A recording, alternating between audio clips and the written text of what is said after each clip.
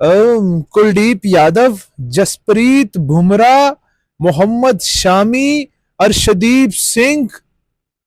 ये स्क्वाड का ऐलान किया या बम फोड़ दिया इंडिया ने? बहुत तगड़ा स्क्वाड है भाई, बहुत तगड़ा स्क्वाड है। इंडिया ने आईसीसी चैंपियंस ट्रॉफी 2025 के लिए अपने स्क्वाड का ऐलान कर दिया है और बहुत देर बाद ये स्क्वाड का ऐलान किया गया है। बड़ा लेट कर दिया स्क्वाड, जो टाइम दिया गया था उससे भी 2 घंटे के बाद स्क्वाड का ऐलान किया गया है। सबसे पहले स्क्वाड मैं आपको बताता हूं क्या है, उसके बाद फिर स्क्वाड पे बात करेंगे। Indian squad for champions trophy 2025 captain है रोहित शर्मा, शुभमन गिल वाइस कैप्टन है, यशस्वी जायसवाल, विराट कोहली, श्रेयस अय्यर, केएल राहुल, ऋषभ पंत, हार्दिक पांड्या, रविंद्र जडेजा, अक्षर पटेल, वशिंगटन सुंदर, कुलदीप यादव, जसप्रीत बुमराह, मोहम्मद शामी, अर्शदीप सिंह। ये स्क्वाड का ऐलान किया या बम फोड़ दिया इंडिया ने? बहुत तगड़ा स्क्वाड है भाई, बहुत तगड़ा स्क्वाड है। भारत ने बहुत तगड़े स्क्वाड का ऐलान किया है। सबसे पहले स्क्वाड की अगर बात की जाए तो मोहम्मद सिराज जो है उनको आईसीसी चैंपियंस ट्रॉफी 2025 के लिए कंसीडर नहीं किया गया और बहुत देर के बाद किसी आईसीसी टूर्नामेंट से ऑफिशियली एलिमिनेट हो गए हैं मोहम्मद सिराज, जो को एक्सपेक्ट किया जा रहा था, क्योंकि अगर आप दुनिया की इतनी बड़ी टीम के अंदर खेलेंगे और अपनी फिटनेस को बरकरार नहीं रखेंगे, उनके साथ जो फिटनेस के इश्यूज थे, मोहम्मद सिराज को ऑफिशियली जो है वो इस स्क्वाड के अंदर जगह नहीं मिली और कम बैक किया है अर्शदीप सिंह ने ओडीआईज में। अर्शदीप सिंह जो है वो स्क्वाड का हिस्सा होंगे। वन बाय वन मैं बात करता हूं ऊपर से लेकर नीचे तक। रोहित शर्मा जो है वो कैप्टन होंगे, जो कि इस टीम को लीड करेंगे और काफी अच्छी उन्होंने 2023 के वर्ल्ड कप में कैप्टनसी की थी, लेकिन अनफॉर्चुनेटली वो फाइनल बड़े बुरे तरीके से हार गए थे और ऑस्ट्रेलिया ने फाइनल जीत लिया था, इस वजह से वो वर्ल्ड कप नहीं जीत सके थे। तो वो एक्सपेक्ट कर रहे होंगे कि वो चैंपियंस ट्रॉफी 2025 में एक आईसीसी टूर्नामेंट जो है ओडीआई फॉर्मेट का वो अपनी टीम को जिता सके। इट्स वेरी सरप्राइजिंग कि शुभमन गिल को वाइस कैप्टन बना दिया गया है। इतने इतने बड़े नाम आपकी टीम में, जसप्रीत बुमराह है आपकी टीम में, विराट कोहली है आपकी टीम के अंदर, ऋषभ पंत है, हार्दिक पांड्या है, इतने सारे नाम होने के बावजूद जो लड़का कॉन्टिन्यूसली जो है आउट ऑफ फॉर्म जा रहा है, आपने शुभमन गिल को वाइस कैप्टन बना दिया है और उसके बाद यशस्वी जायसवाल इस टीम में ऐड है। तो मेरे ख्याल से अगर बुमराह के बाद किसी भी खिलाड़ी का नाम जो है वो अगर आ रहा है इंडियन क्रिकेट में अभी रिसेंट फॉर्म के हिसाब से, तो वो यशस्वी जायसवाल का नाम आ रहा है। तो आप अगर शुभमन गिल को वाइस कैप्टन बना रहे हैं और स्क्वाड के पहले 2 नामों में उसका नाम दिया हुआ है, तो ऑब्वियसली कहीं ना कहीं बीसीसीआई जो है वो इस प्लान के साथ चैंपियंस ट्रॉफी में अपनी टीम उतारने का सोच रहा है कि वो शुभमन गिल को ओपन करवाएगा। तो मेरे ख्याल से ये बहुत बैड डिसीजन होगा। वहां पर आप एक नए लड़के का जो आप कॉन्फिडेंस है वो डाउन करेंगे। यशस्वी जायसवाल जिस तरह से कॉन्टिन्यूसली वो सारे फॉर्मेट्स में और दुनिया के डिफरेंट कंट्रीज में जाके वो परफॉर्म कर रहा है, ओडीआई फॉर्मेट्स में उसने व्हाइट बॉल क्रिकेट में बहुत अच्छा डिलीवर किया है रिसेंट फॉर्म के लिहाज से। तो आपने यशस्वी जायसवाल को जो है अगर आप ओपन नहीं करवाएंगे तो ये आप बहुत जुल्म करेंगे, बहुत गलत होगा उस लड़के के साथ और टीम के साथ भी गलत होगा और कहीं ना कहीं कोलैप्स हो सकता है अगर आप अपने कॉम्बिनेशन को खराब करते हैं। बहरहाल जो है वो शुभमन गिल जो है वाइस कैप्टन है, यशस्वी जायसवाल है, उसके बाद नो डाउट विराट कोहली है।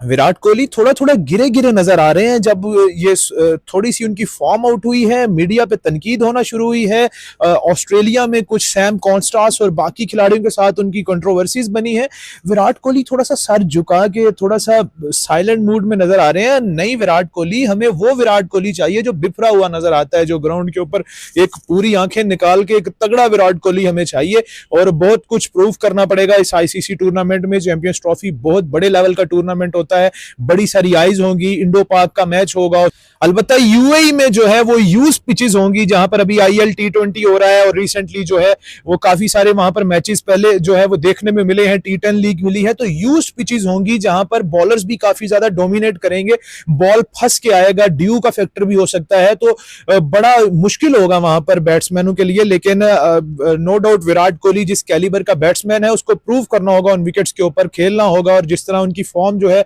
अभी पुअर चल रही है, अच्छी नहीं जा रही फॉर्म्स डिफरेंट फॉर्मेट्स के अंदर, तो जो है वो इस टूर्नामेंट में अपने आप को उनको साबित करना है कि वो किस तरह से कमबैक करने की सलाहियत रखते हैं और किस तरह से वो टीम इंडिया की टूर्नामेंट में सुरखरू कर सकते हैं। उसके बाद अगर बात की जाए तो श्रेयस अय्यर जो है वो काफी अच्छा उन्होंने 2023 के वर्ल्ड कप में भी परफॉर्म किया था। लंबी लंबी इनिंग्स खेलते हैं, जब शॉट्स की बारी आती है लंबे लंबे शॉट्स उनके बैट से देखने को मिलते हैं, विकेट पे स्टे भी करते हैं, बड़ी अच्छी उनके पास शॉट्स हैं, ग्राउंड की तीनों चारों तरफ खेलते हैं वो।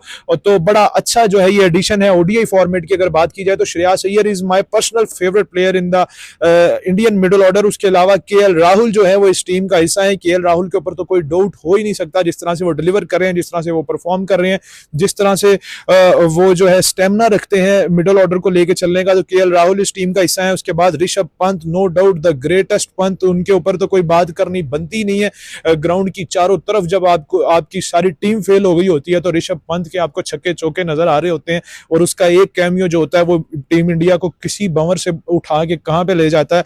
उसके बाद हार्दिक पांड्या आपके पावर हिटर हैं, आपके कमाल आपके फील्डर भी हैं और उनकी बॉलिंग जो है वो बहुत ज्यादा मैटर करेगी। अगर 140 क्लिक्स लेते हैं तो फिर आपको चौथे फास्ट बॉलर की जरूरत नहीं पड़ती।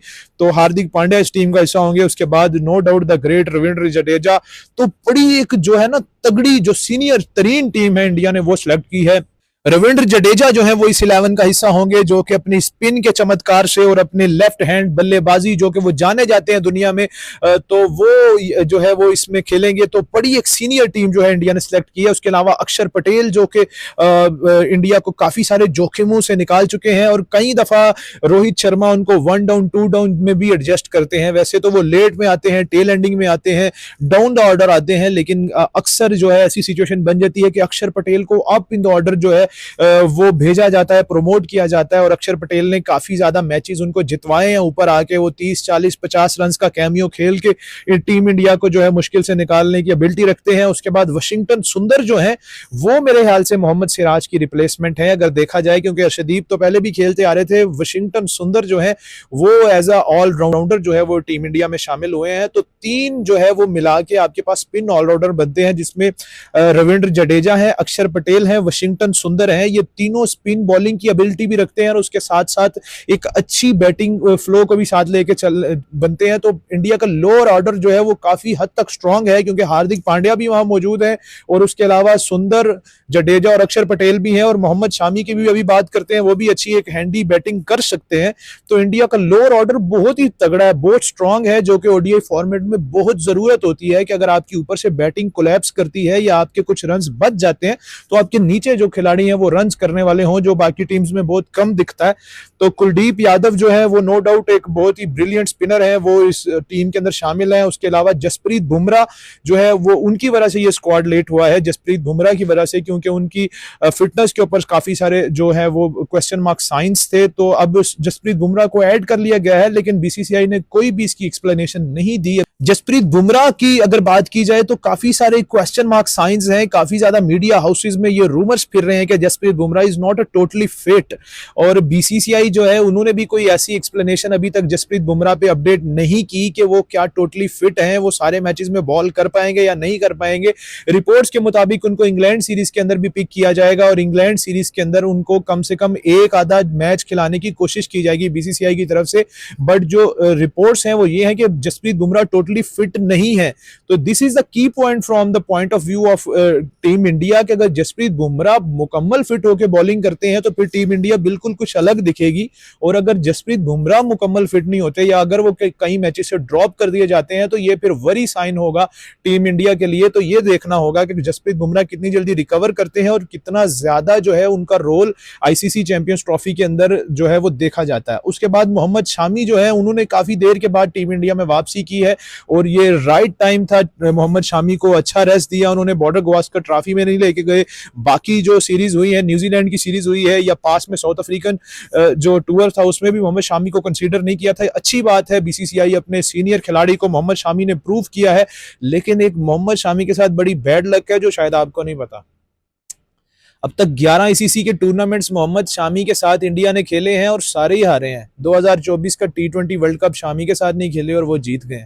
बहरहाल Shami is a great bowler, he is my favourite bowler. My favourite bowler in team India. और मोहम्मद शामी बहुत ग्रेट बॉलर है, उसने 2023 के वर्ल्ड कप में नाकदीन को क्या कहते हैं, नाको चने चबा दिए थे, उसने कमाल की बॉलिंग की थी। वो Mohammed Shami is one of the great bowlers India have ever produced. Shami and Bumrah are great. और उसके बाद नो डाउट अर्शदीप सिंह जो है उन्होंने अपने आप को बहुत ज्यादा प्रूव किया है। देखा जाए तो Arshdeep Singh is very great bowler. अगर ओवरऑल देखा जाए तो टीम इंडिया की जो पूरी स्ट्रेंथ टीम है बहुत ही जबरदस्त है, बड़ा अच्छा कंपैरिजन है। लेकिन कुछ डाउट्स हैं जो इस टीम के अंदर अभी भी बन रहे हैं, वो है बुमराह की। जैसे मैंने बात की, बुमराह की फिटनेस के ऊपर सवालिया निशान है। उसके बाद यशस्वी जायसवाल की इंक्लूजन के ऊपर है कि आपने शुभमन गिल को वाइस कैप्टन बना दिया है। इन केस अगर शुभमन गिल को अगर आप खिला रहे हैं तो फिर यशस्वी को आप बिठाएंगे या फिर अय्यर या केएल को बिठाएंगे, जो कि मेरे ख्याल से सही नहीं है। आपको गिल को रेस्ट देना चाहिए, आपको यशस्वी को इन द स्टार्ट ट्राई करना चाहिए। फिर अगर कोई बैट्समैन आपका फेल होता है फिर आप गिल को कंसीडर कर सकते हैं।